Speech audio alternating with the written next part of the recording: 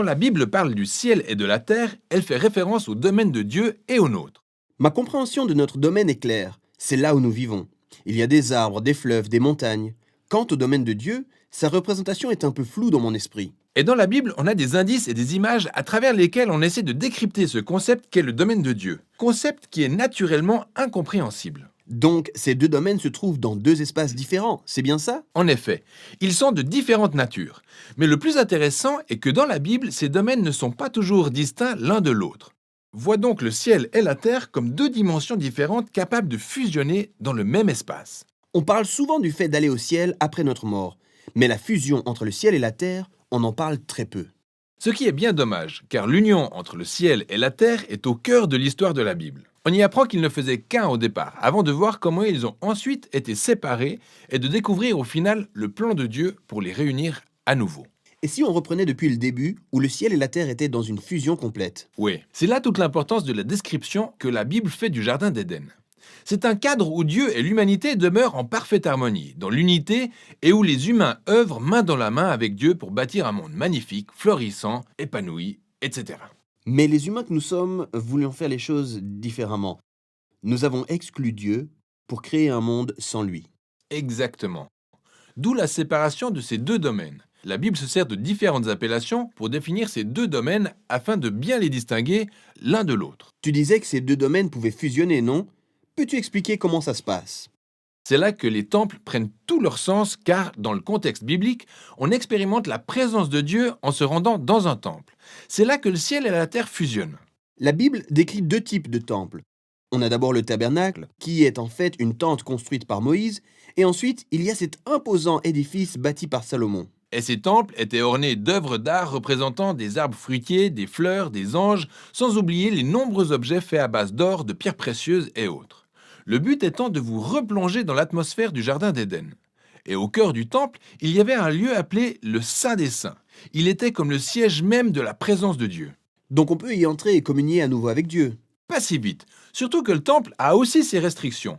Le fait est que le domaine de Dieu est imprégné de sa présence, sa bonté, sa justice et sa beauté, alors que celui de l'humanité est désormais envahi par le péché, l'injustice et l'horreur que tout ça engendre. Comment ces domaines peuvent-ils arriver à fusionner s'ils sont aussi différents et opposés l'un à l'autre? C'est ce qui a été résolu par le sacrifice d'un animal.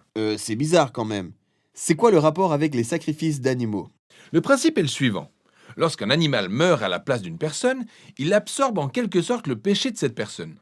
Ce qui purifie suffisamment cette personne et l'enveloppe d'une certaine manière dans un espace saint, lui permettant d'entrer dans le temple pour se retrouver dans la présence de Dieu. Très bien. Donc si je suis israélite et que je vis à Jérusalem, je pourrais très bien me retrouver dans la présence de Dieu. Mais tu as aussi dit que l'histoire de la Bible est celle de l'union entre le ciel et la terre. Exact. Pour voir ça, il faut poursuivre l'histoire jusqu'à l'arrivée de Jésus dans le Nouveau Testament.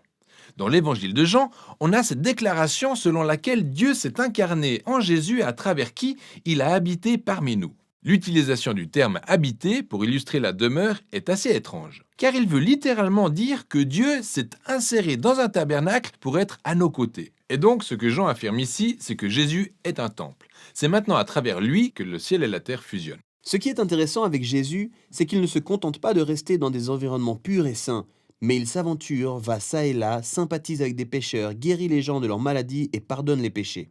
Dans un monde où règne le péché et la mort, il crée véritablement de petites touches de paradis qui permettent aux gens d'expérimenter la présence de Dieu. Et il n'arrête pas de dire à tout le monde que le royaume des cieux est proche. Il a même recommandé à ses disciples de prier activement pour que le royaume de Dieu vienne et que sa volonté soit faite sur la terre comme au ciel.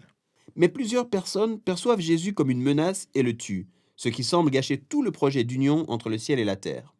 Pour mieux comprendre ça, il faut remonter à une scène qui se déroule plus tôt dans l'histoire de Jésus. Celle où Jean-Baptiste s'est écrié en voyant Jésus « Voici l'agneau de Dieu qui ôte le péché du monde ». Ainsi, Jésus n'est pas seulement décrit comme le temple, mais aussi comme le sacrifice du temple. Ouais, et la croix est devenue le moyen par lequel Jésus a absorbé le péché pour créer une bonne fois pour toutes un espace saint continuellement accessible.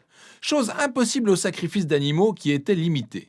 D'autant plus que le sacrifice de Jésus a le pouvoir de se répandre progressivement et de renforcer davantage l'union entre le ciel et la terre. C'est vraiment très bien tout ça, mais ça me pousse aussi à me demander, que se passe-t-il après ma mort? Est-ce qu'il ne me suffit pas de monter vers le domaine de Dieu pour être avec Jésus? En effet, le Nouveau Testament ne mentionne que très peu le fait que les chrétiens seront avec Jésus au ciel après leur mort, pour la simple raison que cet aspect n'est pas au cœur de l'histoire biblique.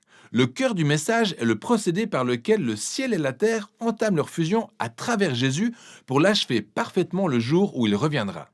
Dans le livre de l'Apocalypse, on assiste à la fin de l'ère du péché et de la mort, où on voit cette superbe image du Jardin d'Éden présentée comme une ville qui émerge dans une création renouvelée suite à la restauration de l'humanité et de son histoire, avec le domaine de Dieu et le domaine des humains qui sont à nouveau dans une parfaite fusion.